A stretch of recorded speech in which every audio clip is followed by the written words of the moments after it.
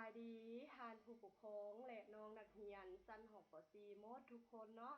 มื้อนี้มาพบกับสาวครูไลเช่นเคยเด้อ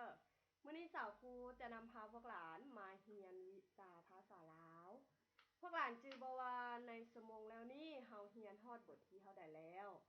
แม่นละเนาะเฮาเรียนฮอดบทที่24หัวบท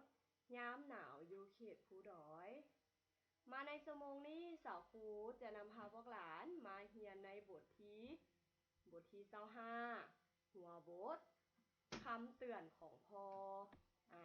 แม่นละเนาะว่าพ่อแม่ทุกคนต้องมีคำเตือนหรือว่าคำตักเตือน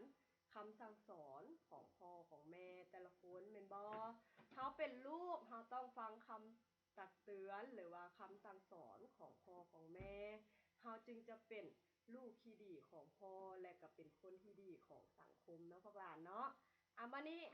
สาวครูจะนำพาพวกหลานเข้าไปอ่านเนื้อในบทเรียนเนาะว่าเนื้อในบทเรียนบทที่25ของเฮานี้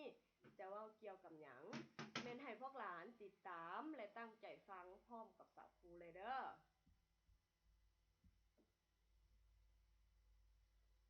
ข้าวกิแก้วเป็นลูกชายโหนของครอบครัวลุงสมหวังย้อนมีลูกคนเดียวพ่อและแม่จึงฮักและปล่อยให้เฮ็ดตามใจทุกอย่างจนกิแก้วกลายเป็นเด็กที่เอาแต่ใจตนเองยามพักเรียนปีกายนี้กิแก้วได้ไปเที่ยวป่ากับพ่อเพื่อซอกหาหากไม้มาปรุงแต่งยาพื้นเมืองเมื่อไปฮอดบอนมีหอมผาเลิกเสียงล้มกันของสองพ่อลูกดังเทาะใดเสียงสะท้อนจากหอมผาก็ยิ่งแหงขึ้นกิแก้วบ่เคยพบพ่อแนวนี้มาก่อนก็คิดว่าแม่นไผมาสอนเสียงของตนเองอยู่ป่าลึกดงนาแห่งนี้แล้วจึงเกิดโมโหแล้วห้องถามเสียงดังไปว่าแม่นไผมาสอนความกู่อยู่นี้พอแต่ลาวห้องสุดเสียงก็มีเสียงสะท้อนคืนมาว่าแม่นไผมาสอนความกู่อยู่นี้กิแก้วยิ่งใจห้ายเพิ่มขึ้นจึงห้องดาไปตืมเสียงนั้นก็สะท้อนคืนอีกพอตั้งใจซอกกบไม่ที่ต้องการเอาไปเฮ็ดยาโดยบ่สนใจ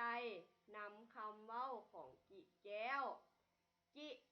เลยถามพ่อว่าพ่อแม่นไผมาสอนความและด่าลูกคือแนวนี้ลูกใจห้ายแฮ่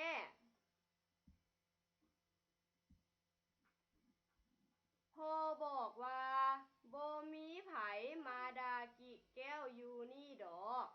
ตั้งแม่นเสียงของลูกเองไปกระทบใส่หน้าผาแล้วก็สะท้อนคืนมา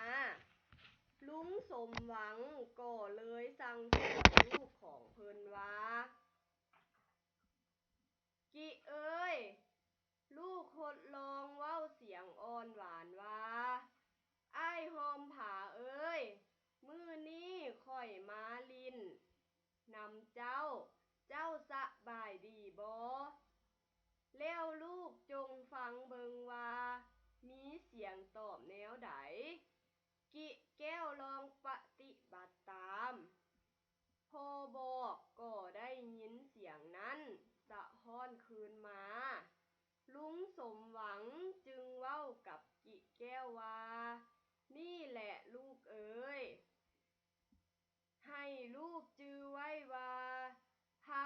หากพบคนผู้ใด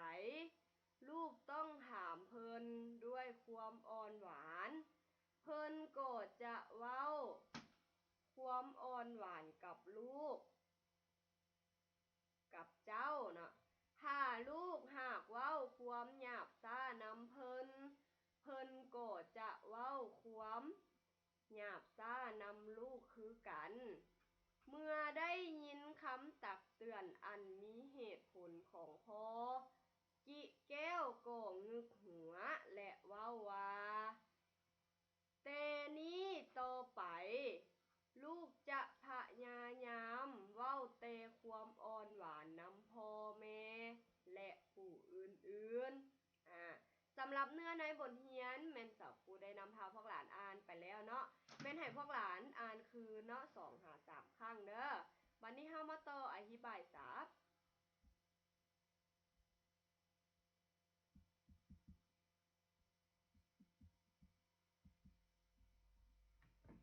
ลูกทรายโหนหมายถึงลูกทรายคนเดียวปรุงแต่งยาหมายถึง